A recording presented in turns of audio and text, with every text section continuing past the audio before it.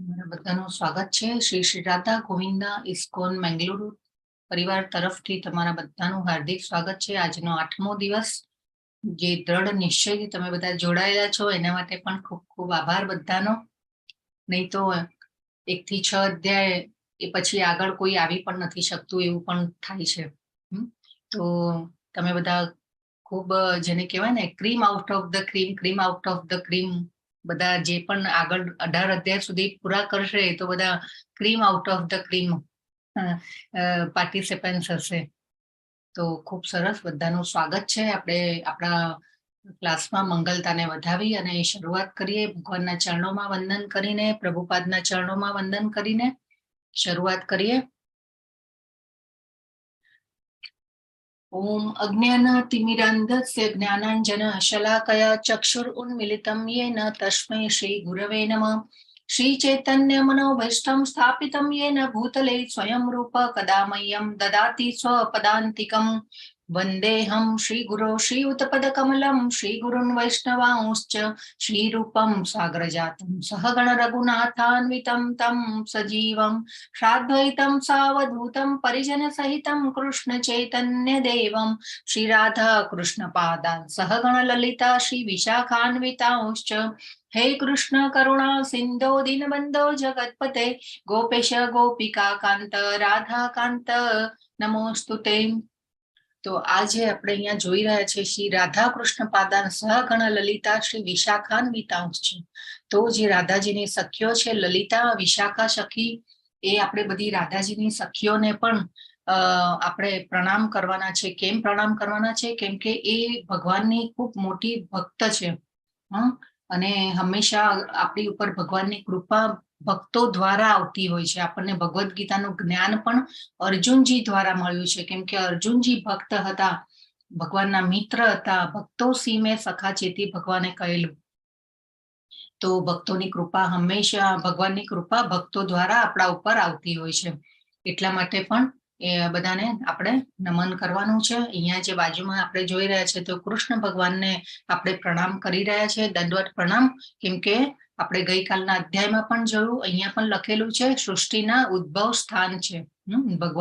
ભગવાનમાંથી જ બધું મૂળ રૂપે ઉદ્ભવ થયેલું છે અને ગોપીઓના સ્વામી તથા રાધા રાણીના પ્રિયતમ છે, અને આપને સાદર હું પ્રણામ કરું છું। તો આવા ભગવાનના ચરણોમાં વંદન કરી અને આપણે આગળ જવાનું છે।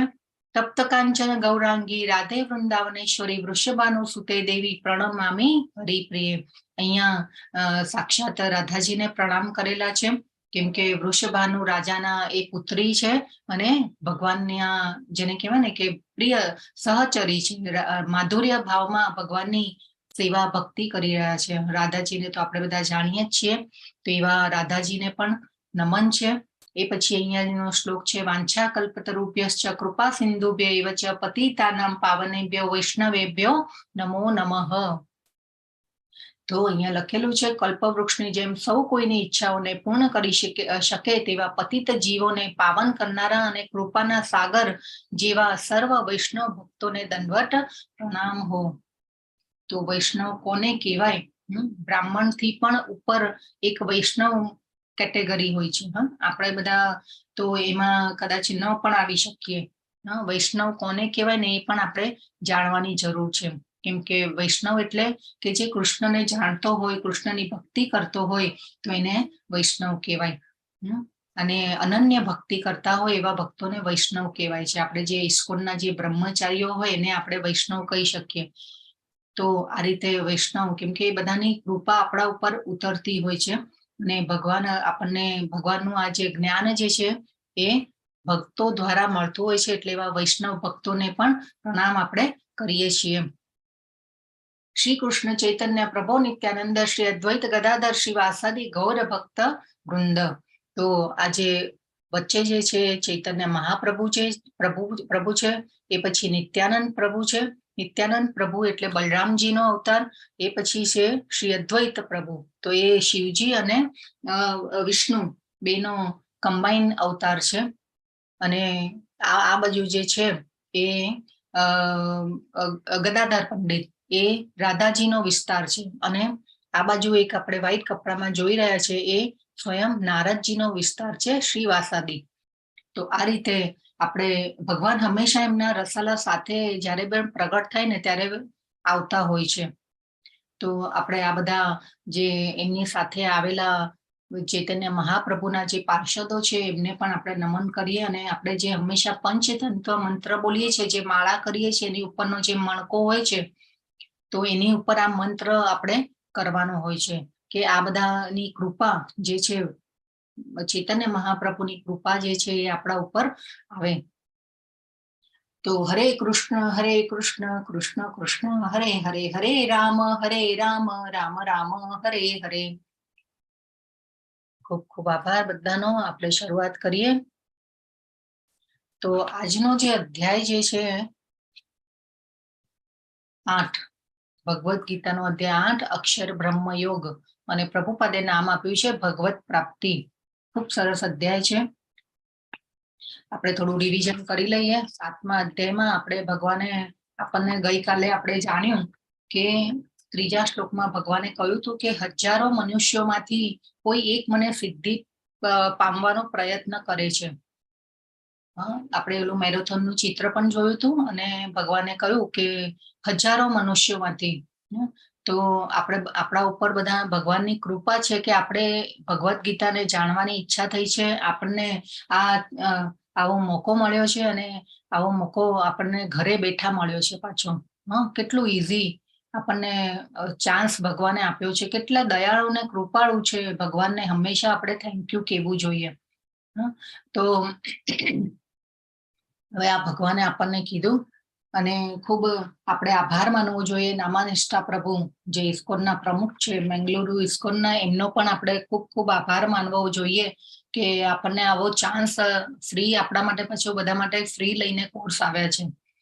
અને એક ગુજરાતી કમ્યુનિટી માટે ખૂબ ધર્મેશ પ્રભુજી પણ બહુ મહેનત કરી રહ્યા છે. બહુ આપણને ઘરે ઘરે આ જ્ઞાન ગીતાનું ગંગા પહોંચે એના માટે ખૂબ મહેનત કરી રહ્યા છે. તો આપણે જરૂરથી બીજાને પણ આ કોર્સમાં આપણે જોઈન કરાવવા માટે પણ આપણે, જેને કહેવાય ને કે એક આંગળી ચીંધ્યાનું પણ પુણ્ય છે. તો આ એ વસ્તુ આપણે કરવી જોઈએ. આપણે બાળકોના ક્લાસ ચાલી રહ્યા છે, યુથના ક્લાસ ચાલી રહ્યા છે, તો એમાં પણ આપણા બાળકોને ઈચ્છા હોય તો એ પણ જોઈન કરાવીએ. આપણા બાળકો પણ આપણા ઉચ્ચ ગતિ કરે એવું આપણે જરૂરથી પ્રયત્ન કરવો જોઈએ.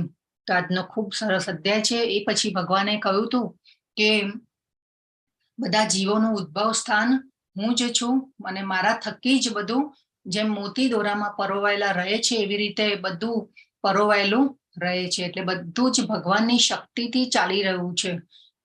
આપણને એમ થાય કે બાય ચાન્સ ચાલી રહ્યું છે, પણ એવું નથી. ભગવાનની શક્તિથી ચાલી રહ્યું છે બધું. અને ભગવાને કીધું હતું કે શું કીધું હતું? પૃથ્વી, જળ, અગ્નિ, વાયુ, આકાશ, મન, બુદ્ધિ અને અહંકાર એ મારી ભૌતિક શક્તિઓ છે. એવું ગઈકાલે આપણે જાણ્યું, ભગવાને 7મા અધ્યાયમાં જણાવ્યું. અને એ પછી બીજું કીધું કે આ સિવાય પણ મારી બીજી ઉત્કૃષ્ટ શક્તિ છે કે જે જીવોની બનેલી છે, અને એ ચડિયાતી શક્તિ છે. તો આપણે બધા જીવાત્માઓ જે છીએ એ ભગવાનની ચડિયાતી શક્તિ છીએ. અને ભગવાને કહ્યું પછી ફરી બીજું કે જે દુઃખી, અર્થાર્થી, જિજ્ઞાસુ, જ્ઞાની એવા લોકો મારા શરણે આવે છે. અને એટલે આપણે સુકૃતિનો અને દુષ્કૃતિનો એ વિશે પણ આપણે સમજ્યા કે સુકૃતિનો એટલે કે જે દુઃખી, અર્થાર્થી, જિજ્ઞાસુ અને જ્ઞાની એવા લોકો મારી પાસે આવે છે, ભગવાનને શરણાગત થાય છે. પરંતુ જેનું જ્ઞાન માયા વડે હરાઈ ગયું છે તેવા લોકો મને શરણાગત થતા નથી. તો એમાં આપણે ઉદાહરણો પણ જોયા હતા સુકૃતિનોમાં અને દુષ્કૃતિનોમાં. અને દુષ્કૃતિનો વિશે ભગવાને કહ્યું હતું, મૂઢા કહ્યું હતું, મૂર્ખ, મૂઢા લોકો કે મને જાણી શકતા નથી, મને શરણાગત થતા નથી. ભગવાને ઠપકો પણ આપ્યો હતો ગઈકાલના અધ્યાયમાં. અને બધું જીવોનું જે ઉદ્ભવ સ્થાન છે એ હું જ છું એવું ભગવાને કાલે જણાવ્યું. તો આપણે ઘણીવાર આપણને આપણા પિતા હોય તો આપણને કહે ને કે ભાઈ હું તારો પિતા છું, માતા હોય તો કે હું તારી માતા છું. અને ઘણીવાર ઠપકો પણ આપે, ઘણીવાર પ્રેમથી સમજાવે. તો આ ભગવાને એટલું બધું સરસ આપણને ભગવદ્ ગીતામાં જ્ઞાન આપ્યું છે. આપણી માટે તો આ પ્રેમ પત્ર કહેવાય, લવ લેટર કહેવાય ભગવાનનું. પણ આપણે હંમેશા એને ઉઠાવતા નથી, એટલા માટે આપણે અજ્ઞાનમાં હોઈએ છીએ. પરંતુ ભગવદ્ ગીતાનું જ્ઞાન આપણે હંમેશા લેવું જોઈએ, વાંચવું જોઈએ, અને બીજાને આ જ્ઞાનમાં આવે અને ઉચ્ચ ગતિ કરે એવો જરૂર પ્રયત્ન કરવો જોઈએ. તો આજનો જે અધ્યાય છે એ 8 ખૂબ સરસ અધ્યાય. તો શરૂઆત કરીએ. તો આ તો હવે તમને બધાને ખબર જ હશે. હરે કૃષ્ણ. હરે કૃષ્ણ. કયા વિગ્રહો છે? હા, હરે કૃષ્ણ. રથયાત્રામાં રાધા કૃષ્ણ બલરામ. હા, રાધા કૃષ્ણ નથી, રાધાજી નથી, ભગવાનની બેન સુભદ્રા છે. હા, તો કૃષ્ણ, બલરામ અને સુભદ્રા, એના આપણે વિગ્રહોના અત્યારે દર્શન કરી રહ્યા છે. પછી આજુ રથયાત્રાનું દ્રશ્ય છે, ખૂબ સરસ દ્રશ્ય. રથયાત્રા અત્યારે તો હવે વિશ્વના ખૂણે ખૂણે નીકળે છે.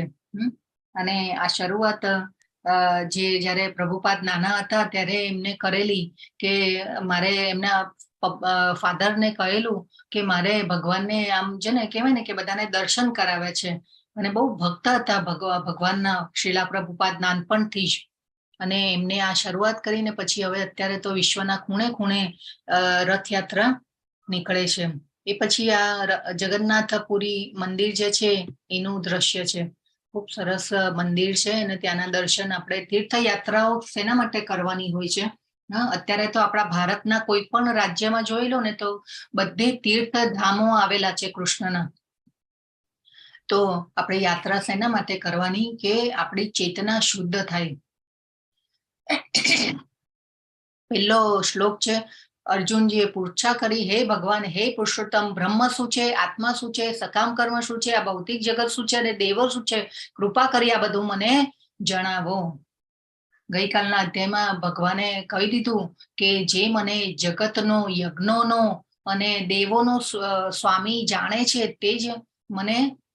તે જ સર્વોચ્ચ છે. એ ભગવાને ગઈકાલે આપણને જણાવ્યું હતું. તો હવે જો બધું છે ને પકડીને અર્જુનજી બધા આવા શ્લોકોમાંથી શબ્દો પકડીને છે ને આપણા માટે પ્રશ્નો પૂછી રહ્યા છે.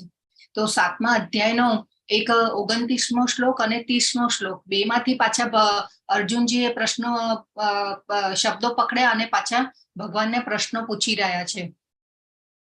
તો 29મા શ્લોકમાં એક અધ્યાત્મ શબ્દ હતો અને 30મા શ્લોકમાં પ્રયાણ કાલે એટલે કે અંત સમયે, પ્રયાણ કાલે એટલે કે મૃત્યુ સમયે. અને એ શબ્દો પકડી અને ભગવાનને 2 શ્લોકમાં, આજે આ પહેલો શ્લોક અને બીજો શ્લોક, 2 શ્લોકમાં ધડાધડ 8 પ્રશ્નો અર્જુનજી પૂછી લે છે. હે મધુસૂદન, યજ્ઞના સ્વામી કોણ છે અને તેઓ શરીરમાં કેવી રીતે રહે છે? વળી ભક્તિમાં પરવેલા મનુષ્યો અંતકાળે આપને કેવી રીતે જાણી શકે? ભગવાને ગઈકાલે પણ કહ્યું હતું કે મૃત્યુ સમયે પણ મને જાણી શકે છે. કેવા લોકો? કે જે મને શરણાગત થાય છે, મારી દિવ્ય પ્રકૃતિને જાણે છે. હું અવિનાશી છું, અજન્મા છું. પહેલાના અધ્યાયમાં પણ ભગવાને કહેલું કે જે મારી દિવ્ય પ્રકૃતિને જાણી લે છે તે મારા સનાતન ધામને પામે છે. અને ગઈકાલે પણ ભગવાને જણાવ્યું કે જે મને આવી રીતે જાણી શકે છે, શરણાગત થાય છે અને પછી ભક્તિ કરે છે, સેવા ભક્તિમાં આગળ આવે છે, તેઓ મને અંત સમયે પણ જાણી શકે છે. અંત સમય એટલે કે પ્રયાણ કાલે પણ જાણી શકે છે. તો આજે આ અધ્યાયમાં ભગવાન આપણને ખૂબ સરસ રીતે જણાવશે. જો અહીંયા મધુસૂદન કીધા પાછું અર્જુનજીએ ભગવાનને મધુસૂદન કેમ કયા છે? હરે કૃષ્ણ. મધુ નામનો રાક્ષસ હતો એને એટલે. હા, ખૂબ સરસ માતાજી. શોભના માતાજી બોલ્યા. તો આપણે આ અંતકાળે આપણે કેવી રીતે જાણી શકીએ? અર્જુનજી પૂછે છે. જો અહીંયા હવે પાછી પરીક્ષા આવી છે. આપણે તો થાય કે ભાઈ આપણે તો બધી પરીક્ષાઓ આપી દીધી, 6 માસિક, 12 માસિક ને ત્રિમાસિક ને. તો પાછી પરીક્ષા કેવી રીતે આવી? પણ જે આપણી જે સાચી પરીક્ષા હોય છે ને એ મૃત્યુ સમયે થતી હોય છે. તો આપણે આ જીવન જીવવાની કળા જે છે એને શીખવાની છે, કેમ કે પરીક્ષા એ મોટી પરીક્ષા તો ત્યારે જ આવે છે. નાની નાની પરીક્ષાઓ તો આપણે ઘણી બધી આપી દીધી હોય. તો અહીંયા જો ભગવાન કે છે કે યજ્ઞના સ્વામી કોણ છે, અર્જુનજી પૂછે છે. આવા ધડાધડ 8 પ્રશ્નો પૂછી લીધા. પહેલા શ્લોકમાં પૂછ્યું કે હે પુરુષોત્તમ, બ્રહ્મ શું છે, આત્મા શું છે, સકામ કર્મ શું છે, ભૌતિક જગત શું છે, દેવો શું છે, કૃપા કરી આ બધું મને સમજાવો. અને બીજા શ્લોકમાં ભગવાને પૂછે છે યજ્ઞના સ્વામી કોણ છે, તેઓ શરીરમાં કેવી રીતે રહે છે, વળી ભક્તિમાં પરેલા મનુષ્યો અંતકાળે આપને કેવી રીતે જાણી શકે. તો હવે ભગવાન શું જવાબ આપે છે એ આપણે જોઈએ કે ભક્તિ સેવામાં રોકાયેલા લોકો મૃત્યુ સમય તમને કેવી રીતે જાણી શકે, અર્જુનજી પૂછી રહ્યા છે. તો આ પ્રયાણ કાલે જે શબ્દ છે ને એ ખૂબ મહત્વનો છે. તો ભગવાન અહીંયા હવે જવાબ આપવાનું શરૂઆત કરે છે. ભગવાન શું કે છે, અવિનાશી તથા દિવ્ય જીવને બ્રહ્મ કહે છે અને તેના સનાતન સ્વભાવને અધ્યાત્મ અથવા આત્મા કહે છે. જો ગઈકાલે ભગવાને જણાવી દીધું કે જીવો જે છે એ ચડિયાતી શક્તિ છે. આપણે વાત થઈ હતી પરાશક્તિ. તો આપણે જીવાત્માઓ જે છીએ એટલે એવું નહીં કે ખાલી મનુષ્યો, પછી પશુઓ, પ્રાણીઓ, પક્ષીઓ, સ્થળચર, જળચર બધા જ આવી ગયા, બધા જ જીવાત્માઓ આવી ગયા. એ ભગવાનની ચડિયાતી શક્તિ છે. અને આ રીતે ભગવાને ગઈકાલે તો આપણને સમજાવ્યું, પણ અહીંયા પણ પાછું ફરીથી યાદ દેવડાવે છે ભગવાન, અને જવાબ આપે છે કે અવિનાશી તથા દિવ્ય જીવને બ્રહ્મ કહે છે. તો આપણે જે વિશુદ્ધ આત્મા હોય છે, આપણે જ્યારે મન અને હૃદયથી વિશુદ્ધ થઈ જઈએ તો એ જીવને બ્રહ્મ કહે છે. તો આપણે તો જોયું ને કે આત્મા ઉપર કેટલા લેયરો ચડી જતા હોય છે મોહમાયાના. એટલા માટે આપણે આપણી સાચી જે સ્વરૂપ અવસ્થા જે છે ને એને આપણે ભૂલી જઈએ છીએ, અને મોહ માયામાં પછી એટલી બધી અસર કરે આપણને કે આપણે એમાં ખૂંપાઈ જતા હોય છે અંદર. તો એટલે હવે ભગવાન કહે છે કે તેના સનાતન સ્વભાવને અધ્યાત્મ અથવા આત્મા કહે છે. જો ભગવાને બીજા અધ્યાયમાં કહી દીધું હતું, આત્મા સનાતન છે, અવિનાશી છે અને ચિરસ્થાયી છે. જેવી રીતે ભગવાન અનાદિકાળથી અસ્તિત્વમાં છે, એવી રીતે આત્મા પણ અનાદિકાળથી અસ્તિત્વમાં છે. અને આત્માનો સ્વભાવ શું છે? અધ્યાત્મ. એટલે કે આપણે બધા જે છીએ વ્યક્તિગત આત્માઓ આપણે બધા છીએ, એનો આપણો સ્વભાવ, મૂળભૂત સ્વભાવ આપણો શું હોવો જોઈએ? આધ્યાત્મિક હોવો જોઈએ. પરંતુ આપણા ઉપર એ લેયર ચડી જાય છે મોહ માયાનું, એટલા માટે આપણે આપણી સાચી સ્વરૂપ અવસ્થાને ભૂલી જઈએ છીએ. તો આ ભગવાન અહીંયા સમજાવી રહ્યા છે. જીવોના ભૌતિક શરીરોનો વિકાસ થવાની પ્રક્રિયા સાથે સંકળાયેલા કાર્યોને કર્મ અથવા સકામ કર્મ કહે છે. તો જેવો આપણો જન્મ થાય, આપણે આપણી પ્રકૃતિ સાથે આપણો મેળાપ થાય, એટલા માટે. અને ગઈકાલે આપણે એ જોયું હતું એક શ્લોકમાં કે આ જીવોની જે બનેલી ચડિયાતી શક્તિ છે એ ભૌતિક પ્રકૃતિ સાથે સંઘર્ષ કર્યા કરે છે અને એના સંસાધનોનો ઉપયોગ કરે છે. એટલે જેવો આપણો જન્મ થયો એટલે સંઘર્ષ આપણો ચાલુ થઈ જતો હોય છે. ભૌતિક પ્રકૃતિ સાથે જ્યારે મેળાપ થાય એટલે આપણો સંઘર્ષ ચાલુ થઈ જતો હોય. તો આ જે ભૌતિક શરીરોનો જે આપણે વિકાસ થવાની પ્રક્રિયા છે, આપણો જન્મ થાય, મોટા થઈએ, બાળપણ, પછી યુવાની, પછી ગળપણ અને પછી મૃત્યુ. તો આ બધી જે આ શરીરનો જે વિકાસ થવાની જે પ્રક્રિયા છે અને એની સાથે જે આપણે સંકળાયેલા કાર્યો છે, તો એને કર્મ અથવા સકામ કર્મ કહેવાય છે. એવું ભગવાન અહીંયા સમજાવી રહ્યા છે. તો આપણે જોઈ ગયો હતા સકામ કર્મ એટલે શું? હરે કૃષ્ણ. હરે કૃષ્ણ. સકામ કર્મ રૂટીન કર્મ આપણે કરીએ છીએ, સકામ કર્મ. જી, યસ, ઓકે. તો આપણે જે કાર્યો કરીએ છીએ એને કર્મ કહેવાય. અને પણ આપણી જે અને ભગવાનના જે કાર્યો કરીએ છીએ આપણે રોજિંદા જીવનમાં, આપણે ભગવાન સાથે આપણે તો જો કે લગભગ ભૂલી જ જતા હોઈએ છીએ ભગવાન સાથે સંકળાવાનું. પણ ભગવાનને સેન્ટરમાં રાખીને કર્મ કરવા જોઈએ. તો ભગવાનને સેન્ટરમાં રાખીને કર્મ કરીએ છીએ તો એમાં બંધનો લાગતા નથી. નહીં તો આ ભૌતિક જગતમાં every action there is a reaction. કોઈ પણ કાર્ય આપણે કરીએ તો એમાં બંધન લાગેલું જ હોય છે ક્યાંક ને ક્યાંક. આપણે ઘણીવાર આપણા મનથી, વિચારોથી, આપણા શરીરથી ઘણાને આપણા એવી હાનિ કે દુઃખ પહોંચાડી દેતા હોઈએ, કે ઘણીવાર ઘણા એવા અનર્થ આપણે કરી બેસતા હોઈએ છીએ અજાણતા જાણતા. તો આ બધા જે કર્મ જે છે એ સકામ કર્મ છે. પછી એ સકામ કર્મમાં આપણે વ્રત, દાન, પુણ્ય, તપ જે કંઈ પણ કરીએ છીએ એ પછી સકામ જ કર્મ કહેવાય. કેમ કે એમાં આપણી ઈચ્છાઓ જોડાયેલી હોય છે. ગઈકાલે કીધું ને ભગવાને કે દુઃખી, અર્થાર્થી, જિજ્ઞાસુ બધા જે છે મને શરણાગત થાય છે. આપણે જયારે દુઃખમાં હોઈએ, આપણને જીવનમાં ક્યારે પ્રશ્ન આવે ત્યારે આપણે ભગવાનની ભક્તિ કરતા હોય છે કે ભગવાન મને આ આપી દે, પેલું આપી દે, મારું આ કરી દે, આની રક્ષા કરજે, પેલાની રક્ષા કરજે. તો અને પછી આપણે દાન પુણ્ય પણ કરીએ. આપણને ઘણીવાર એવા આપણને આમ સન્માનની ઈચ્છા હોય કે ભાઈ આપણે જ્ઞાતિમાં આપીશું, સમાજમાં આપીશું તો મારું માન મોભો થશે, મારું માન સન્માન વધશે, મને 2-4 જણા જાણશે કે હું આપીશ. તો આવી બધી જે આપણી ઈચ્છાઓ જે હોય છે તો અને એની સાથે જોડાયેલું જે કર્મ હોય છે એ આપણું સકામ કર્મ કહેવાય છે. હવે ભગવાન કહે છે, હે દેહધારીઓમાં શ્રેષ્ઠ, નિરંતર પરિવર્તનશીલ આ ભૌતિક પ્રકૃતિ અધિભૂત કહેવાય છે. તો આ જે ભૌતિક બ્રહ્માંડની ભગવાને રચના કરી એ આપણા માટે જ કરવામાં આવી છે. કેમ કે આપણને પણ કંટ્રોલ કરવાની ઈચ્છા થઈ, કંઈ ભોગવવાની ઈચ્છા થઈ, એટલા માટે ભગવાને આ ભૌતિક પ્રકૃતિનું સર્જન કર્યું આપણા બધા જેવા જીવો માટે. એટલે આપણે કંઈક ને કંઈક એવી ભૂલો કરી અને આપણે અહીંયા આવી ગયા છીએ. તો એ શું છે? આ નિરંતર પરિવર્તનશીલ આ ભૌતિક પ્રકૃતિ અધિભૂત કહેવાય છે.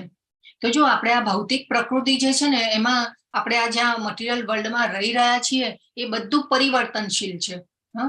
ઘણીવાર ઘણી જગ્યાએ કેવું હોય કે ભૌતિક પ્રકૃતિમાં આમ ઘણીવાર એવા પૂરો આવી જાય કે ત્યાં આખું વેરાન થઈ જાય, અને ઘણીવાર એવું વેરાન હોય ત્યાં બધી વસાહતો વસી જાય. કેટલું બધું પરિવર્તનશીલ છે. ઘણીવાર તો નદીઓ જાણે કહેવાય ને કે બધું સાફ કરી નાખે. એ પછી વાવાઝોડા, પવન ફૂંકાય તો બધું કેવું પરિવર્તનશીલ. આપણું શરીર પણ પરિવર્તન પામે છે. તો એ રીતે આપણે જોવાનું છે કે આ જે ભૌતિક પ્રકૃતિમાં જે કંઈ પણ છે, ભૌતિક જગતમાં એ બધું પરિવર્તનશીલ છે. આપણું શરીર પણ જન્મ થાય છે, મૃત્યુ થાય છે, પાછું બીજું શરીર મળે આપણા કર્મો અનુસાર. અને એટલા માટે ભગવાને અહીંયા શું કહ્યું? એને અધિભૂત કહેવાય છે. સૂર્ય તથા ચંદ્ર જેવા દેવોનો જેમાં સમાવેશ થાય છે તે ભગવાનનું વિરાટ રૂપ અધિદૈવ કહેવાય છે. આપણે જોયું ને કે સૂર્ય અને ચંદ્રનો પ્રકાશ પણ ભગવાન પાસેથી આપણને મળે છે. તો જે સૂર્ય પ્રકાશ આપી રહ્યા છે તો એ બ્રહ્મ જ્યોતિનું પરાવર્તન થઈ અને સૂર્ય જે છે એ આપણને પ્રકાશ આપી રહ્યા છે. તો સૂર્ય અને ચંદ્રનો પ્રકાશ અને દેવોનો જે સમાવેશ થાય છે એ વિરાટ રૂપ અધિદૈવ કહેવાય છે. અને પ્રત્યેક દેહધારીના હૃદયમાં પરમાત્મા રૂપે સ્થિત હું પરમેશ્વર અધિયજ્ઞ કહેવાઉં છું, યજ્ઞનો સ્વામી કહેવાઉં છું. જો અહીંયા પાછો આપણને ભગવાને કહી દીધું, ભગવાને પોતે કહ્યું કે હું પરમાત્મા રૂપે સ્થિત હું પરમેશ્વર દેહધારીના હૃદયમાં. તો પરમાત્મા ક્યાં રહે છે? આપણા હૃદયમાં. અને આ ભગવાને જ કહી દીધું કે દેહધારીના હૃદયમાં પરમાત્મા રૂપે સ્થિત હું પરમેશ્વર અધિયજ્ઞ, યજ્ઞનો સ્વામી કહેવાઉં છું. આપણે 5મા અધ્યાયનો છેલ્લો શ્લોક પણ જોયો તો. જો એ છે ને વારે વારે લેવલ 2માં, લેવલ 1માં આપણે છે ને વાગોળતા રહેવાનું છે. તો આ પણ એક મગજમાં ફિટ કરવાનો જ છે. એક જેમ આપણે પહેલું લેસન જોયું હતું ને કે હું શરીર નથી, હું આત્મા છું, એ ભગવદ્ ગીતાનું પહેલું લેસન છે. એવી રીતે આ શ્લોક જે છે 5.29 તો એ પણ આપણે મગજમાં ફિટ કરી દેવાનો છે. તો કયો હતો શ્લોક? કોઈને યાદ છે? હરે કૃષ્ણ. 5.29. હરે કૃષ્ણ.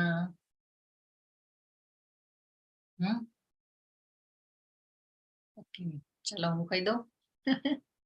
ભોક્તારમ યજ્ઞ તપસામ સર્વલોક મહેશ્વરમ સુહૃદમ સર્વભૂતાનામ જ્ઞાત્વા મામ શાંતિ મૃચ્છતિ. શાંતિ ફોર્મ્યુલા હતી. આપણને જીવનમાં શાંતિ જોઈતી હોય તો આ વસ્તુ આપણે સમજી લેવાનું છે કે ભોક્તારમ યજ્ઞ તપસામ, બધા યજ્ઞોના ભોક્તા કોણ છે? ભગવાન છે. આપણે જે પણ કોઈ યજ્ઞ કરીએ, અત્યારે પણ જપ યજ્ઞ કરીએ, પછી ભગવાનને ભોગ લગાવીએ, મંગલા આરતી કરીએ, પછી જપ યજ્ઞ કરીએ, આપણે જે પણ ભગવાનનું જે પણ આધ્યાત્મિક કર્મ કરીએ તો એના ભોક્તા કોણ છે? ભગવાન છે. અને સર્વ લોક મહેશ્વરમ, બધા લોકના મહેશ્વર કોણ છે? જે 14 લોક, આખા વિશ્વના સ્વામી કોણ છે? ભગવાન છે. આપણે જોયું હતું ને ગઈકાલે કે આપણી માલિકીની કોઈ વસ્તુ નથી. આપણે ગઈકાલે આપણે ચર્ચા કરેલી હતી કે આપણી માલિકીનું કાંઈ જ નથી. ભગવાને સૂર્યપ્રકાશ આપ્યો છે તો જીવી શકીએ છીએ. પૃથ્વી, જળ, અગ્નિ, વાયુ, આકાશ, અને એ ન હોય, જળ ન હોય, પાણી ન હોય, અને ભગવાને કીધું તું પાણીનો સ્વાદ હું છું. ભગવાને કહ્યું હતું જ્યારે જ્યારે પણ આપણે પાણી પીએ ત્યારે ભગવાનને યાદ કરવાના. તો આ બહુ ઇફેક્ટિવ પ્રોસેસ છે. આપણને એમ લાગે કે બહુ સામાન્ય છે. આપણે તો કેવું આમ યાદ આવ્યું, તરસ લાગી, પાણી પી લીધું, એક ગ્લાસ ગટગટાવી દીધું. પણ હંમેશા જ્યારે પાણી પીએ ત્યારે ભગવાનને યાદ કરવાના. તો આ બહુ ઇફેક્ટિવ પ્રોસેસ છે આ બધું. ભગવાન પાસે હંમેશા જ્યારે આપણે સેવા અર્ચના કરવા બેસીએ, રોજ ભગવાનને પાણી મૂકવું પડે, પાણી મૂકવાનું રોજ. તો આ તો ભગવાનની શક્તિ છે આ બધું. પૃથ્વી, જળ, અગ્નિ, વાયુ, આકાશ, ભગવાનની ભૌતિક શક્તિઓ કીધું ભગવાને. અને આપણી માલિકીનું કાંઈ છે નહીં. આપણને તો અહીંયા જેને કહેવાય ને કે ઓલું રિહેબ સેન્ટરમાં આજે ભગવાન કહેશે ઓલા બહુ નશો કરતો હોય ને બધું હોય તો એને કેવું રિહેબ સેન્ટરમાં મોકલવામાં આવે. તો એવી જ રીતે આપણને પણ બધાને, આપણે આજે ભૌતિક જગત છે એ રિહેબ સેન્ટર છે, અહીંયા આપણને મોકલવામાં આવ્યા છે સુધાર ગૃહ, તો સુધારવા માટે. અને આપણે મનુષ્ય જીવન આપ્યું છે આપણને, અને આપણે જવાનું છે ભગવાનની મંત્ર જપ યજ્ઞ કરી અને ભગવાન પાસે પહોંચવાનું છે. તો હવે ભગવાન કહે છે જે મનુષ્ય મૃત્યુ સમયે કેવળ મારું સ્મરણ કરતો શરીર તજે છે તે તરત જ મારી પ્રકૃતિને પામે છે. આમાં લેશ માત્ર પણ સંદેહ નથી. જો અંતકાલે જ મામેવ, આ ખૂબ ઇમ્પોર્ટન્ટ શ્લોક છે, બહુ ઇમ્પોર્ટન્ટ શ્લોક છે. આપણે ઘણીવાર આપણો કેવો કે એક આમ સારો ફોટો હોય પછી એને કેવો ફોટો ફ્રેમ કરાવી દઈએ. તો આ શ્લોકને આપણે ફોટો ફ્રેમ કરાવી દેવાનો, જડી લેવા જેવો શ્લોક છે. આપણી મેમરીમાં કેવી રીતે જીવવું, કેવી રીતે મરવું, એ તો ખૂબ મહત્વનું છે. અંતકાલે એટલે છેલ્લો સમય મામ ચ મામેવ, એટલે કે મારું સ્મરણ મુક્તવા, સ્મરણ મુક્તવા એટલે મારું ચિંતન કરીને, અને કલેવરમ એટલે કે શરીર છોડી દેવું, ને મદ ભાવમ મારી પ્રકૃતિને પામે છે. મારું સ્મરણ કરતો રહી તજે છે શરીર, તો મારી પ્રકૃતિને પામે છે. આપણને અત્યારે કોઈ કહે કે ભાઈ કલાક પછી તારું મૃત્યુ થવાનું છે તો શું હાલત થાય? આપણને શું યાદ આવે? હરે કૃષ્ણ. અહીંયા જો ભગવાને છે ને શોર્ટકટ બતાવ્યો છે, કે તું મને કેવી રીતે, આપણે ઓલા બધા 14 લોક પણ જોયા હતા. 14 લોક આપણે પાસ કરીને, બધા ધોરણો પાસ કરીને પછી આપણે ભગવાન પાસે પહોંચવું છે. કે અહીંયા ભગવાને શોર્ટકટ બતાવ્યો કે જે મૃત્યુ સમયે જે મારું સ્મરણ કરે છે અને શરીર તજે છે તો તે મારી પ્રકૃતિને પામે છે. અને આમાં લેશ માત્ર પાછો સંદેહ નથી, સંશય કરવા જેવું કંઈ જ નથી. પણ આપણે વિચારીએ કે આ અંતકાલે આપણને ભગવાનનું નામ યાદ આવે. આ બહુ અઘરું છે. ભગવાનનું નામ યાદ આવવું. શું લાગે છે તમને બધાને? આવી શકે અંત સમયે? પ્રોપર્ટી યાદ આવે. ગાંધીજીને આવ્યું હતું. હા, ગાંધીજીને આવ્યું હતું, બરાબર છે. પણ આપણને આવે અંત સમયે? પ્રોપર્ટી યાદ આવે. કરી હોય તો આવે. પ્રોપર્ટી યાદ આવે. યસ, આખી જિંદગી જો ભગવાનનું નામ લીધું હોય, પ્રેક્ટિસ કરી હોય, અભ્યાસ કર્યો હોય, અભ્યાસનું જો મહત્વ ભગવાને સમજાવ્યું, આજે પણ હજી સમજાવવાના છે અભ્યાસનું મહત્વ શું છે. તો આખા જીવન આપણે જો ભગવાનનું નામ લીધું હશે તો કદાચ આવશે. હું તો અહીંયા પાછું કદાચ કહું છું, તો કદાચ આવશે ભગવાનનું નામ. આખું જીવન આપણે એવી અનન્ય ભક્તિ કરી હોય તો ભગવાનનું નામ કદાચ આવે. તો આપણે તો પછી શું યાદ આવે? નહીં તો બધાને આપણે સમાજમાં એવા બધા ઉદાહરણો પણ જોયા છે. કેટલું આમ જે આત્મા નીકળતો ન હોય એટલી બધી આસક્તિ હોય, છૂટતું ન હોય.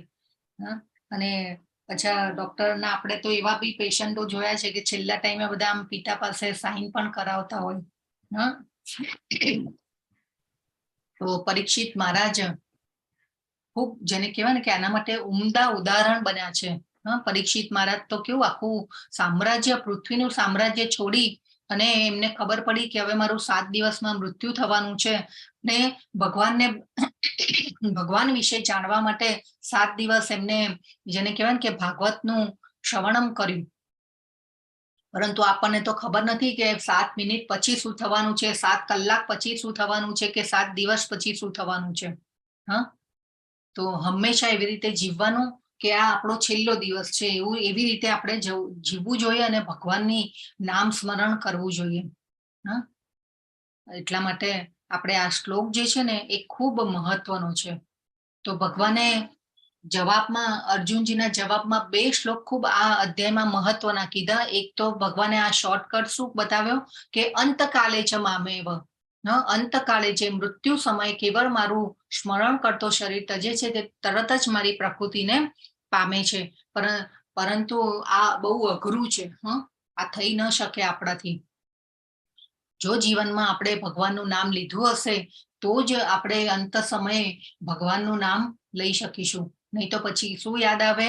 બેંક બેલેન્સ યાદ આવે, સંતાનો યાદ આવે, કેટલું બધું. આપણે એવા ઉદાહરણો પણ જોયેલા છે. એટલા માટે આપણે થોડું કહી શકીએ, બાકી તો કંઈ આપણે આના વિશે બોલવા માટે કંઈ યોગ્ય નથી. તો આપણે મૃત્યુ કેવું હોવું જોઈએ આ ખૂબ સરસ ભીષ્મ પિતામહનું જે ઉદાહરણ છે ખૂબ ઉમદા ઉદાહરણ છે.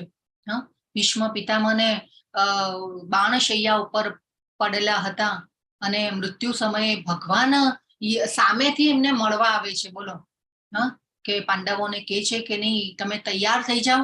અને તૈયાર પણ કેવા કે તમે આ પૃથ્વીનું તમને સામ્રાજ્ય મળ્યું છે તો તમારા દાદા ખુશ થશે તમને એવી રીતે જોઈને. કેમ કે પાંડવોના જીવનમાં આપણે જોયું હતું કે કેટલી હેરાનગતિ થયેલી છે કૌરવોના તરફથી.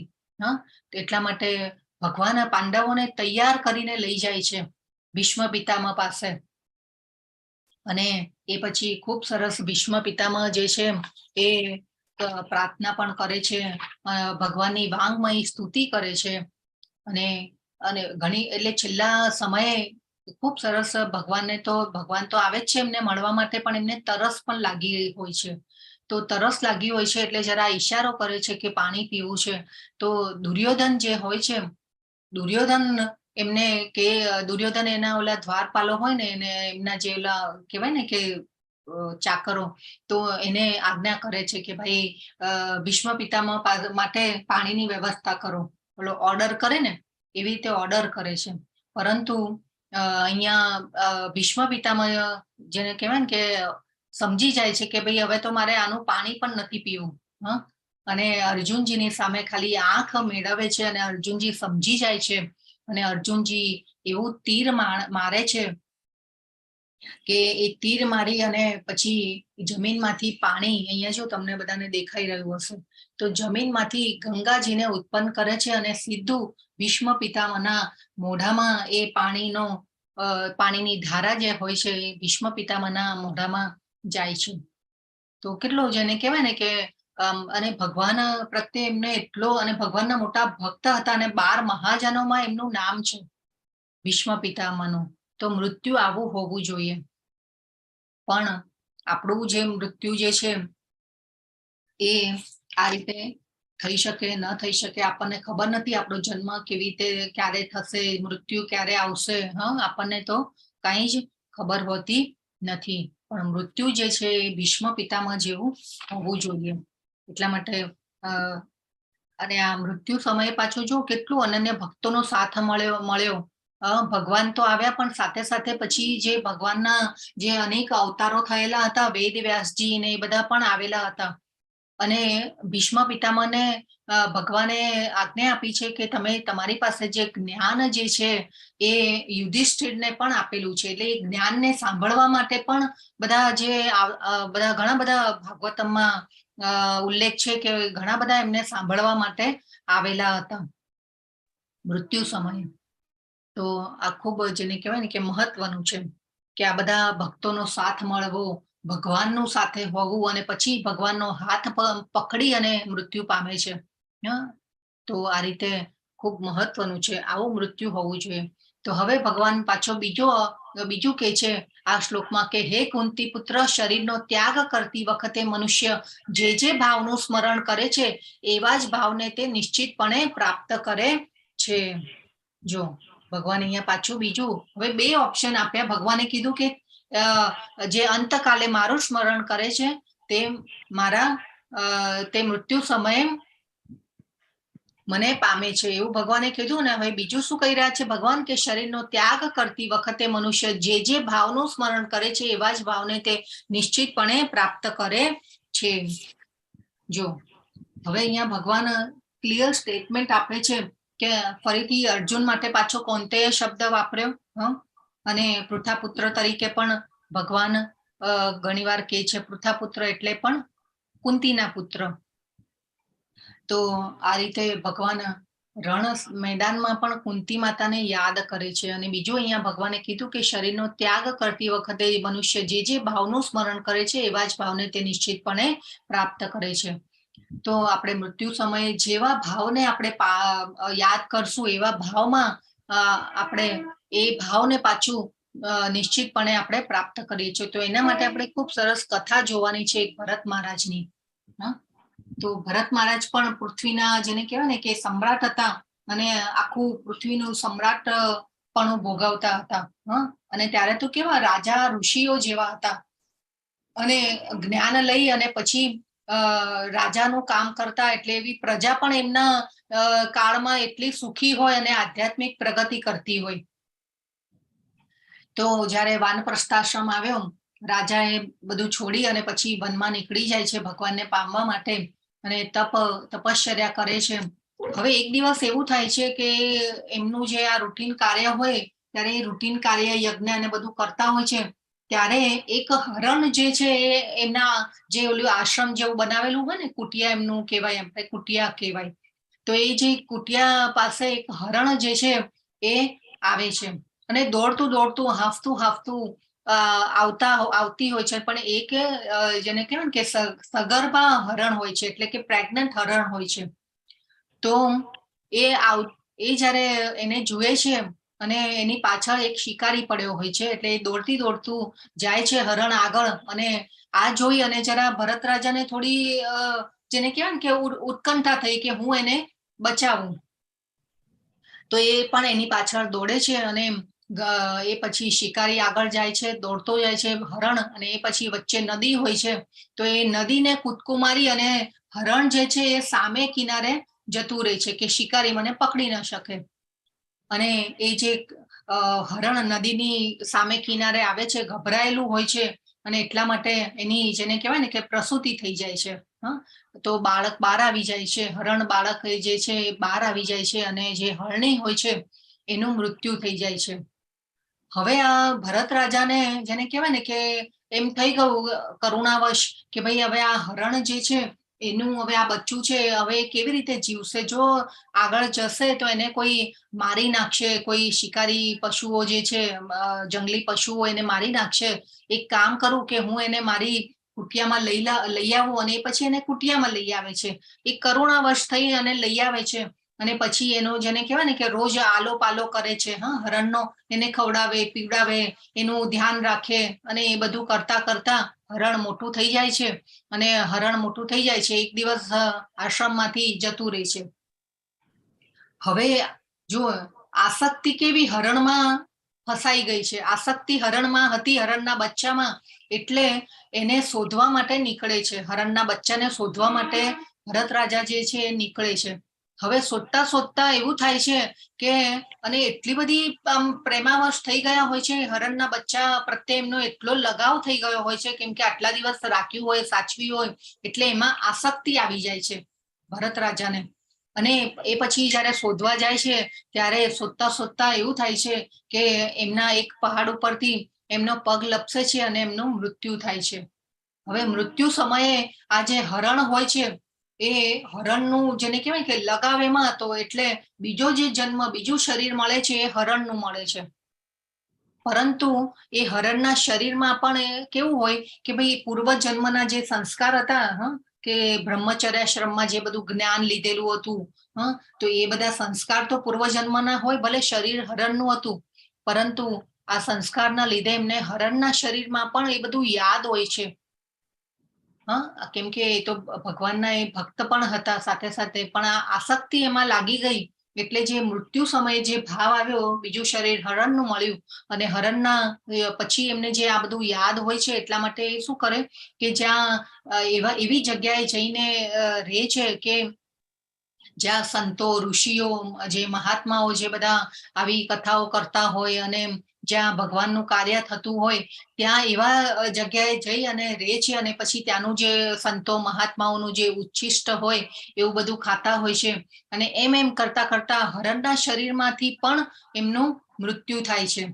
હરણના શરીરમાંથી મૃત્યુ થાય છે એટલે પછી એમનું જે ત્રીજું શરીર છે એ એમને બ્રાહ્મણના ત્યાં મળે છે. અને ત્યારે તો પછી એમને એમ જ થઈ જાય છે કે આ જન્મમાં તો મારે કંઈ બોલવું જ નથી, હું બોલું તો ફસાવું, હું કંઈક કાર્ય કરું તો ફસાવું, એટલે એ બોલવાનું જ બંધ કરી દે છે, અને એટલા માટે એમને જડ ભરત કહેવાયા છે. એ પછી એકવાર એવું થાય છે કે રાજાના ત્યાં એમની જેને કહેવાય ને કે જોબ લાગે છે, અને રાજાના ત્યાં એમને પાલખી ઉપાડવાનું એકવાર કાર્ય કરવાનું હોય છે. તો પાલખી ઉપાડવામાં જ્યારે રાજાની પાલખી ઘણીવાર સવારી માટે નીકળે ને રાજા, ત્યારે પાલખી ઉપાડી અને પછી રાજાને લઈને જતા હોય છે, ત્યારે એવી રીતે ચાલતા હોય છે રસ્તામાં કે જાણે આમ નીચે પગની નીચે કીડી પણ આવી જાય ને તો પણ એટલું કૂદકા મારતા મારતા ચાલે કે કીડી પણ એમના પગ નીચે ન મરે, કે ભાઈ હું આ કીડી મરી જશે તો મને પાપ લાગશે ને પાછો મારો જન્મ જે છે હું આ જન્મ મરણના ચક્રમાંથી છૂટી નહીં શકું. એટલે આવી રીતે આવું જે બિહેવિયર હતું એમનું, એટલે પછી રાજા જરા ગુસ્સે થઈ જાય છે કે આ શું કરી રહ્યા છો, પાલખી જે ઉપાડીને લઈ જતા હોય એને માટે. એટલે રાજા જરા ગુસ્સે થઈ જાય છે, અને રાજા પછી કહે છે કે ભાઈ આ તું શું કરી રહ્યો છું. અને પછી જેને કહેવાય ને કે ચર્ચા વિચારણા થઈ, અને પછી આજે જડ ભરત હોય છે તો એ રાજાને જ્ઞાન આપે છે. ખૂબ બધું એ બોલવાનું સ્ટાર્ટ કરી અને પછી રાજાને જ્ઞાન આપે છે. તો રાજા પણ અવાચક થઈ જાય છે કે આની પાસે આટલું બધું જ્ઞાન આવ્યું ક્યાંથી, કેવી રીતે આવ્યું છે. અને આ રીતે પછી એ પછી એટલે કે આ જે ત્રીજો જન્મ, એટલે એનો પોઈન્ટ આખી ભરત રાજાની કથા છે, આપણે ભાગવતમમાંથી અહીંયા આપણે એનો રેફરન્સ લીધેલો છે. તો પોઈન્ટ એ છે કે આસક્તિ હરણમાં લાગી, બીજું શરીર હરણનું મળ્યું, અને પછી જડ ભરત થયા. તો આ જે ભરત રાજાની કથા છે ને એ ખૂબ મોટું ઉદાહરણ છે કે આ જે ભાવને આપણે સ્મરણ કરશું, જે ભાવનું એ ભાવમાં આપણે મૃત્યુ પામીશું તો એ નિશ્ચિતપણે આપણે પ્રાપ્ત કરીએ છીએ. હરે કૃષ્ણ. કોનું માઇક ચાલુ લાગે છે?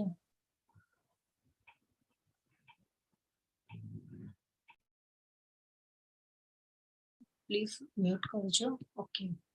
તો હવે 7મો શ્લોક જે છે એ ખૂબ હવે આવી રહ્યો છે કે ભગવાન કહી રહ્યા છે, હે અર્જુન, તારે સદા કૃષ્ણ રૂપમાં રહેલા મારું ચિંતન કરતા રહેવું, અને તે સાથે જ યુદ્ધ કરવાનું તારું નિર્ધારિત કર્તવ્ય પણ કરવું જોઈએ. તારા કાર્યોનું મને સમર્પણ કરીને અને તારા મન તથા બુદ્ધિને મારામાં સ્થિત કરીને તું નિશ્ચિતપણે મને પ્રાપ્ત કરીશ. તો આ શ્લોક દ્વારા પાછું ભગવાન આપણને યાદ દેવડાવે છે કે હંમેશા સદા કૃષ્ણ રૂપમાં રહેલા મારું ચિંતન કરતા રહેવું, અને તે સાથે જ યુદ્ધ કરવાનું તારું નિર્ધારિત કર્તવ્ય કર્મ પણ કરવું જોઈએ.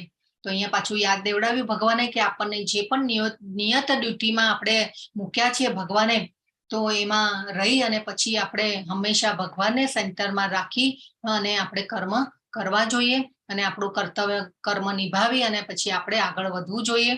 તો આ રીતે મન તથા બુદ્ધિને ભગવાનમાં સ્થિર કરવી જોઈએ, તો આપણે નિશ્ચિતપણે ભગવાનને પ્રાપ્ત કરીશું. અસંશયમ, જો અહીંયા પણ સંશય શબ્દ આવ્યો, નિસંદેહ પ્રાપ્ત કરીશું ભગવાનને. શંકા છે ને એ બહુ ખરાબ છે. શંકાઓ હંમેશા શ્રદ્ધાનો નાશ કરે. અને ભગવાને અર્જુન જે કીધું હતું ને, કેશવ કેમ કયા છે, મધુસૂદન કેમ કયા છે, કેમ કે અસુરોને માર્યા હતા. જ્યારે જ્યારે પણ અર્જુનજીને શંકાઓ ઉત્પન્ન થાય ને એટલે ભગવાનને આ રીતે સંબોધન કરે. હા, એટલે શંકા જે છે ને એ ખૂબ જે અસુરો જેવી હોય છે. હા, એ આપણી શ્રદ્ધાનો નાશ કરે, વિશ્વાસનો નાશ કરી નાખે.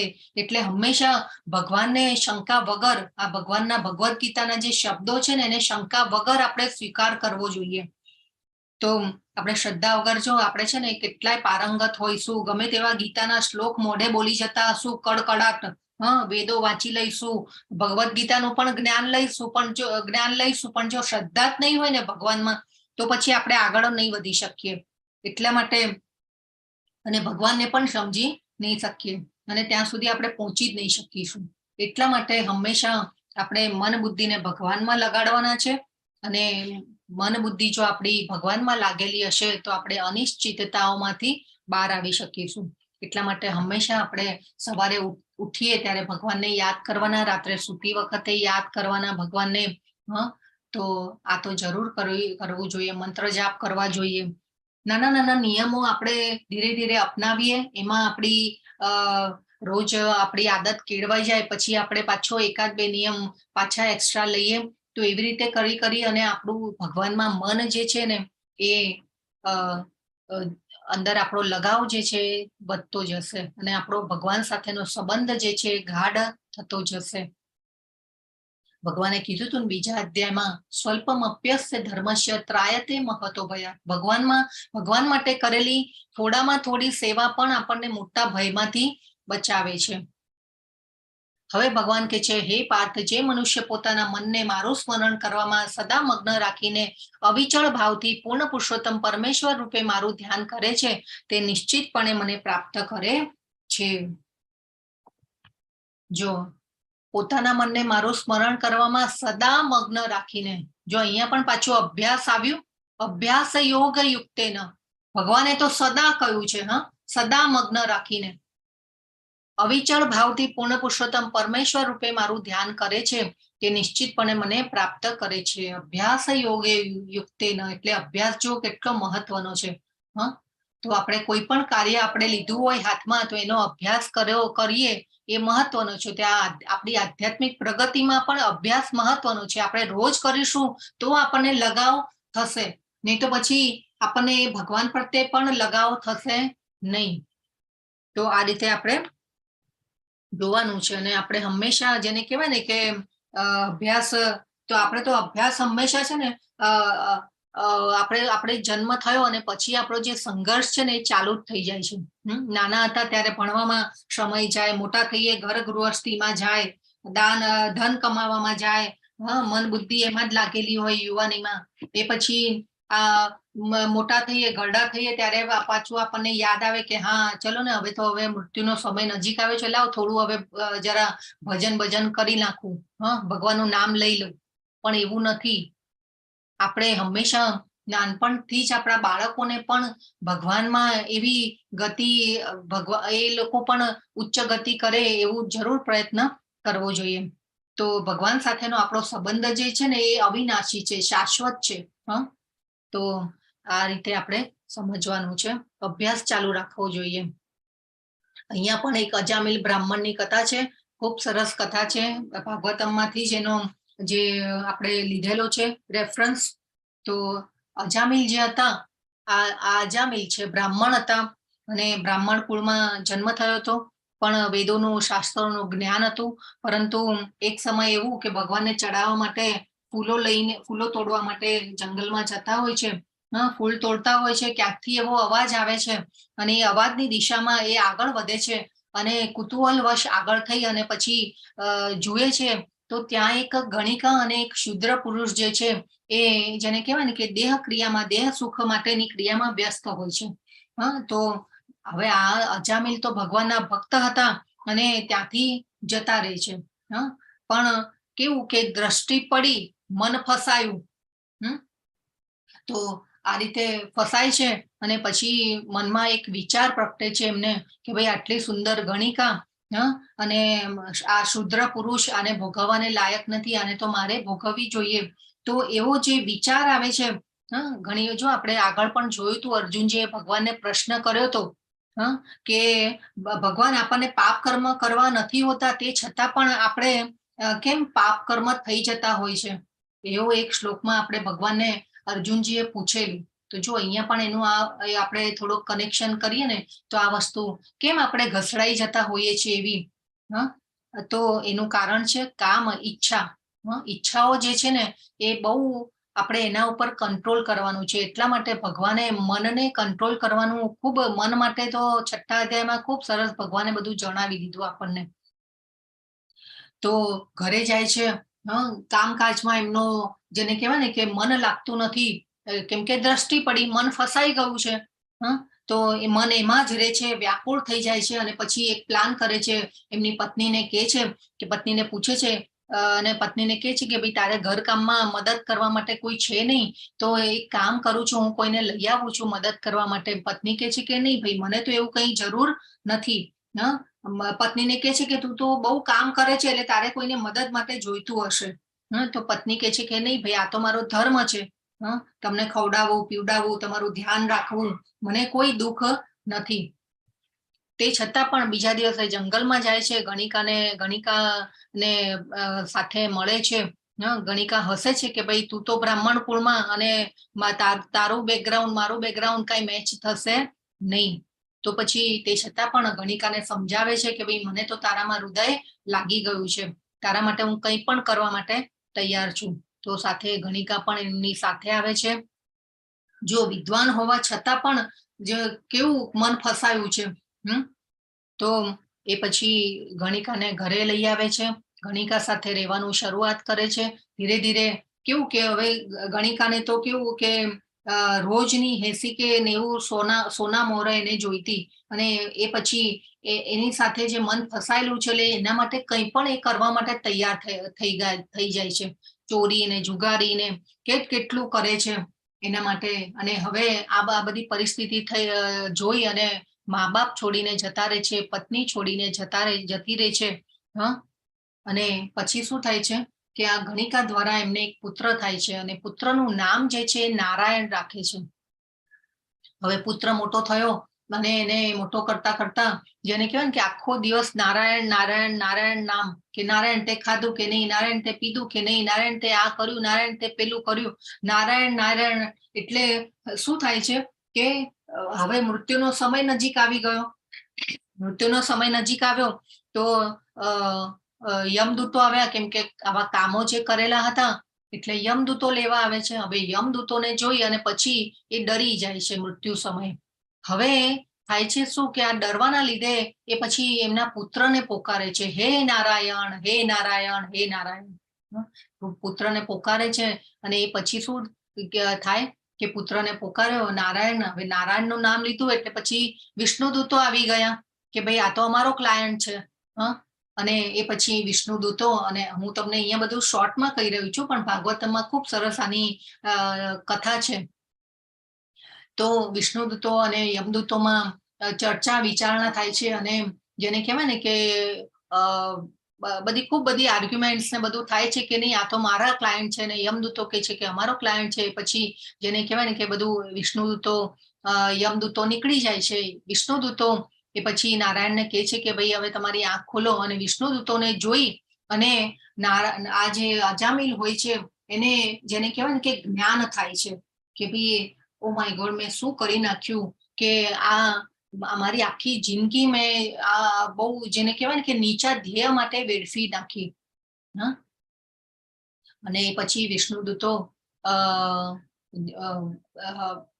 અજામિલ જે હોય છે એ સમય માંગે છે વિષ્ણુદૂતો પાસેથી, અને પછી વિષ્ણુદૂતો અંતર્ધ્યાન થાય છે.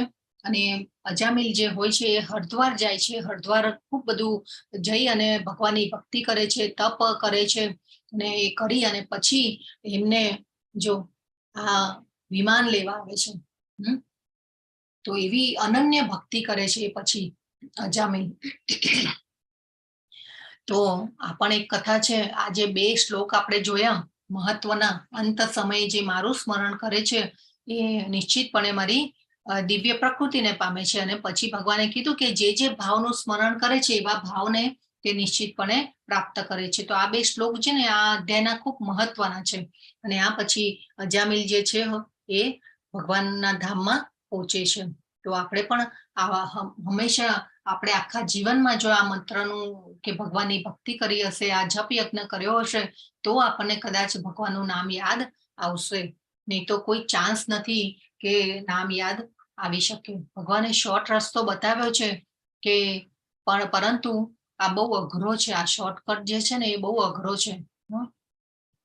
તો આપણે આપણી ભક્તિ સેવાઓ જેટલી શક્ય એટલી વહેલી તકે શરૂઆત કરવી જોઈએ.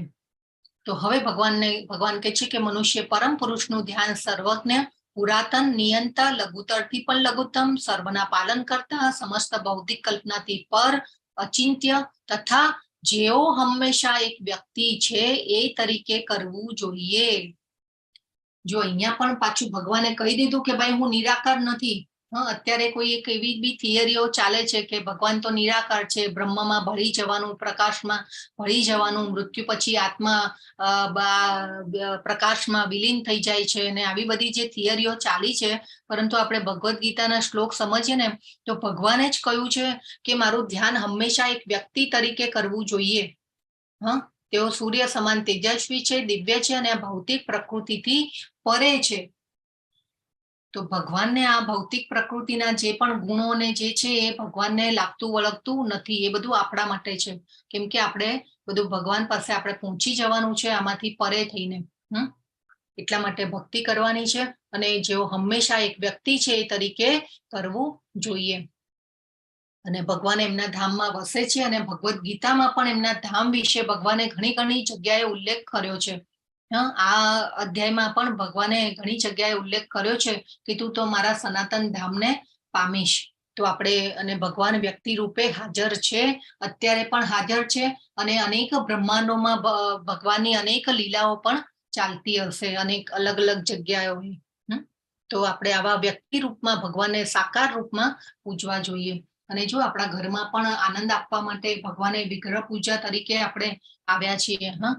આપણે ગોલોકધામમાં તો ક્યારે પહોંચી શકીશું આપણને ખબર નથી, પરંતુ આ શાસ્ત્રએ વિગ્રહ પૂજાની માન્યતા આપેલી છે. આપણે ભગવાનને એવા સાકાર રૂપમાં પૂજા કરવી જોઈએ. તો હવે ભગવાન કે છે અનન્ય ચેતા, હે પૃથાપુત્ર અર્જુન, જે મનુષ્ય અનન્ય ભાવે નિરંતર મારું સ્મરણ કરતો રહે છે તેને માટે હું સુલભ છું.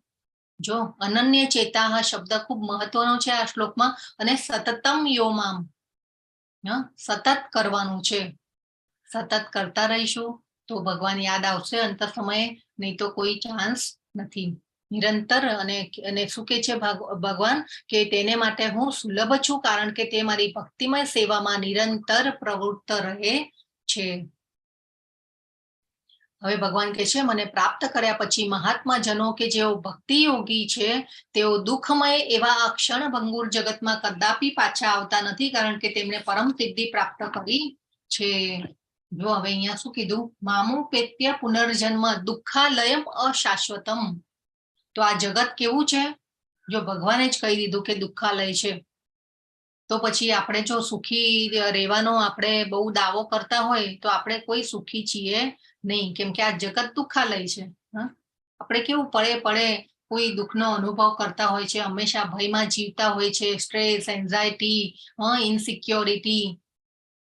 તો અહીંયા ભગવાને જાતે કહેલું છે કે આ જગત જે છે દુઃખાલય છે, અશાશ્વતમ, ક્ષણભંગુર છે. ભગવાને જ કહી દીધું છે. એટલે આપણે એમ થાય કે ભાઈ અહીંયા મોજ મજા કરવા આવ્યા છીએ, તો એ નથી. ના, આપણા જન્મને આપણે સુધારવાનું છે. એટલા માટે ભાઈ આ તો હોસ્પિટલ છે અને સુધાર ગૃહમાં આપણને મોકલવામાં આવ્યા છે, રિહેબ સેન્ટરમાં. કેમ કે ભગવાને જ કહી દીધું જો દુઃખાલય. આ ખૂબ મહત્વનો શ્લોક છે આ અધ્યાયનો. તો ભગવાન શું કર્યા છે કે મને પ્રાપ્ત કર્યા પછી મહાત્મા જનો કે જેઓ ભક્તિ યોગી છે. જો અહીંયા પણ પાછું ભક્તિ યોગને ભગવાને શ્રેષ્ઠ કીધો છે. આપણે કર્મયોગ જોયો 1 થી 6 અધ્યાયમાં, પણ અહીંયા ભગવાને કીધું કે જેઓ ભક્તિ યોગી છે તેઓ દુઃખમય એવા ક્ષણભંગુર જગતમાં કદી પાછા આવતા નથી. તો આપણે પણ ભગવાનની અનન્ય ભક્તિમાં પરોવાનું છે અને ભગવાનની ભક્તિ સેવા કરવાની છે. ભક્તિ એટલે શું? સેવા, સર્વિસ ઓફ ધ લોર્ડ. અને આપણે ભગવાનના અંશ છીએ અને ભગવાનની સેવા કરવી એ આપણો ધર્મ છે. હવે ભગવાન કે છે, હરે કૃષ્ણ. બધા જાગો છો ને કે હું એકલી એકલી બોલું છું? હરે કૃષ્ણ. હા, હરે હરે કૃષ્ણ. કૃષ્ણ. હરે કૃષ્ણ. તો હવે ભગવાન કહે છે, હે અર્જુન, આ ભૌતિક જગતમાં સર્વોચ્ચ લોકથી માંડીને નિમ્નતમ સુધીના બધા જ દુઃખોના સ્થાન છે કે જ્યાં વારંવાર જન્મ તથા મરણ થયા કરે છે. પરંતુ હે કુંતી પુત્ર, જે મનુષ્ય મારા ધામને પામે છે તે કદાપી પુનર્જન્મ પામતો નથી. તો આપણે ભગવાનના ધામમાં જતા રહીએ પછી પુનર્જન્મ થતો નથી. આધ્યાત્મિક જગતમાં આપણને પણ આધ્યાત્મિક શરીર પ્રાપ્ત થાય છે.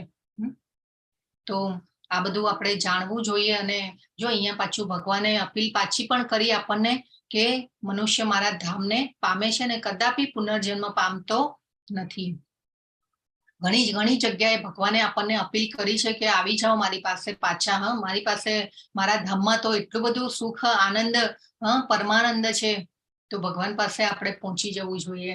અને આ જન્મમાં જ આપણને ટાર્ગેટ રાખવો જોઈએ કે આપણે પહોંચી શકીએ.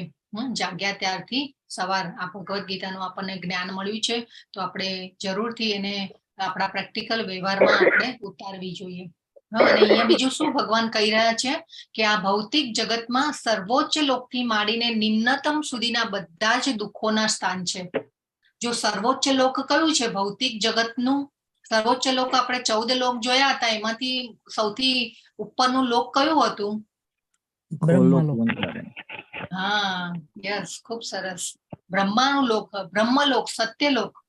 તો એ પણ ભગવાને કીધું કે દુઃખ, બધા જ દુઃખોના સ્થાન છે. સર્વોચ્ચ લોકથી માંડીને નિમ્નતમ સુધીના બધા જ દુઃખોના સ્થાન છે. એટલે જો એક બ્રહ્માજીને પણ જન્મ અને મૃત્યુમાંથી પસાર થવું પડે છે. તો આપણી તો શું વિસાત.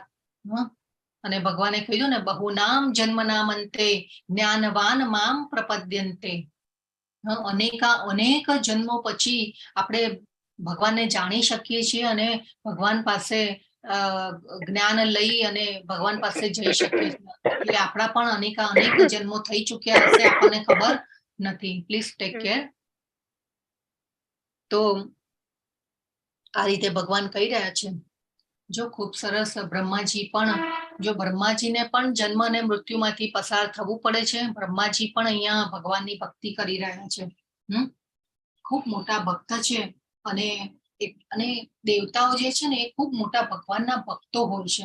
એટલા માટે એમને આ હાયર કેટેગરી, એમને આ જે કામો બધા સોંપવામાં આવેલા છે, સૃષ્ટિના સર્જનનું કામ, પછી સૂર્યદેવ પ્રકાશ આપવાનું કામ કરે છે, ચંદ્રદેવ જે છે એ વનસ્પતિઓમાં રસ ભરવાનું કામ કરે છે, પછી વાયુદેવ, અગ્નિદેવ, વરુણ દેવ, એ બધા દેવતાઓને મોટી મોટી હાયર કેટેગરી આપવામાં આવી છે.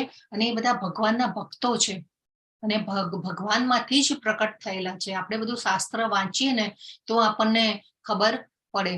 તો આ બ્રહ્માજી પણ ભગવાનની ભક્તિ કરી રહ્યા છે. અહીંયા જો બાજુમાં અહીંયા શિવજી પણ બેઠા છે. આ બધા દેવતાઓ ભગવાનની જ ભક્તિ કરી રહ્યા છે. અને હંમેશા આપણે જો ને દેવતાઓને આપણે ગમે કે આપણે કૃષ્ણની ભક્તિ કરીએ તો દેવતાઓ પણ પ્રસન્ન થાય છે.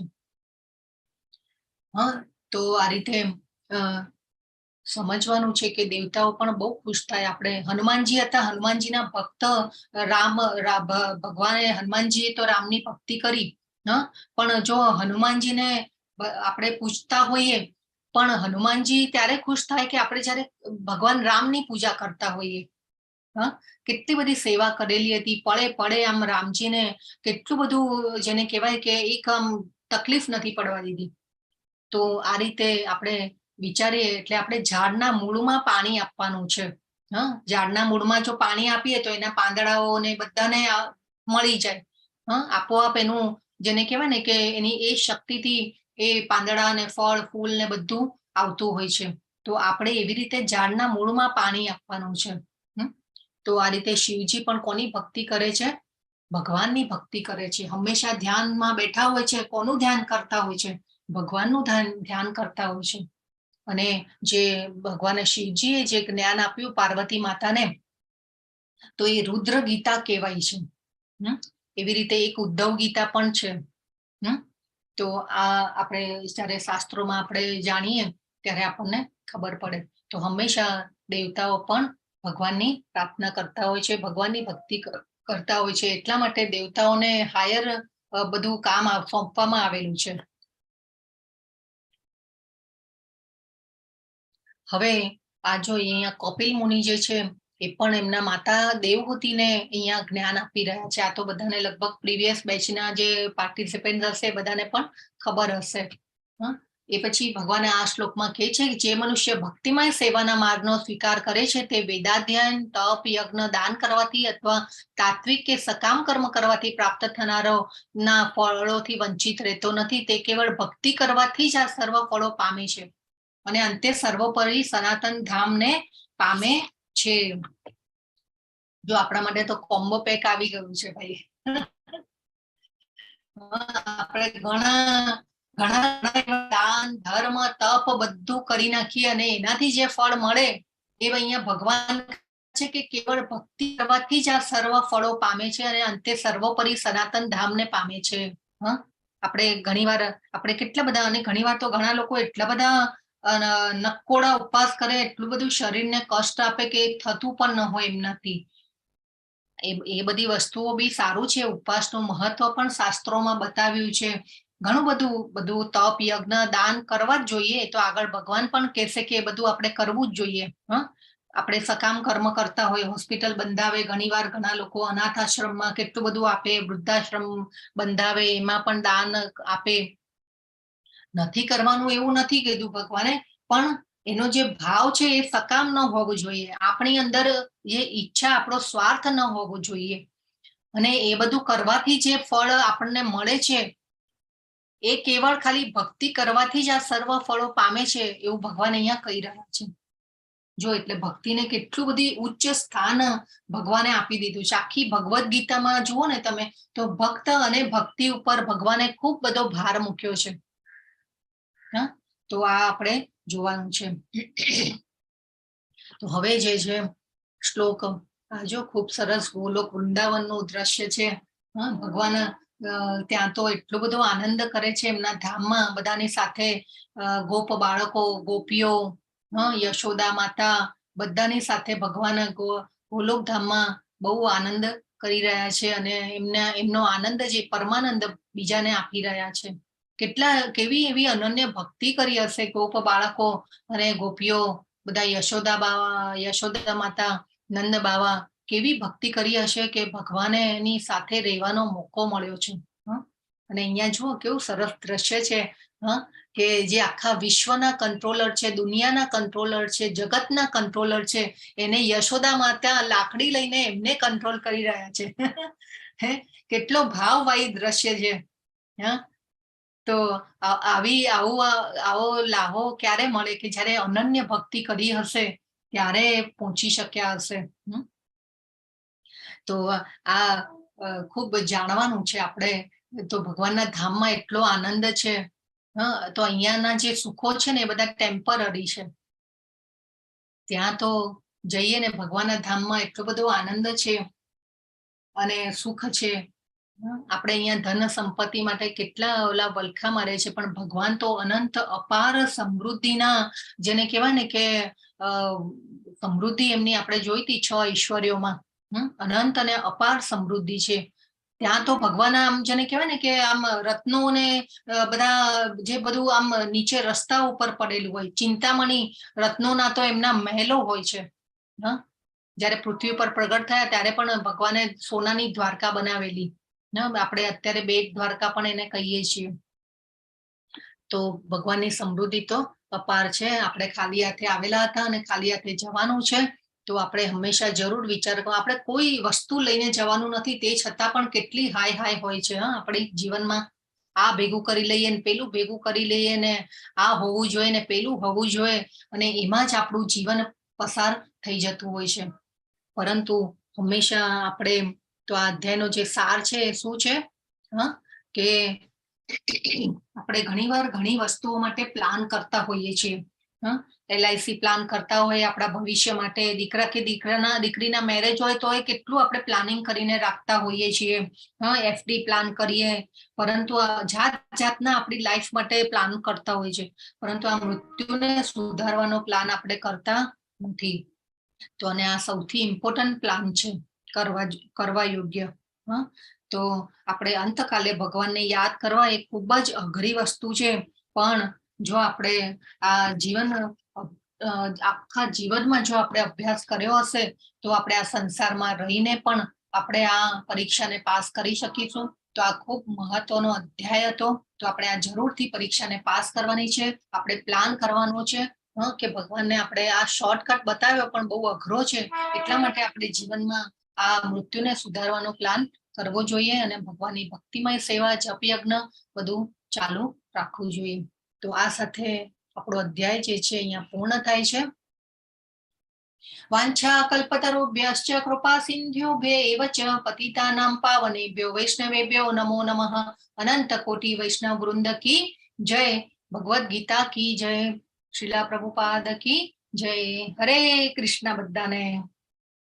હરે કૃષ્ણ. હરે કૃષ્ણ.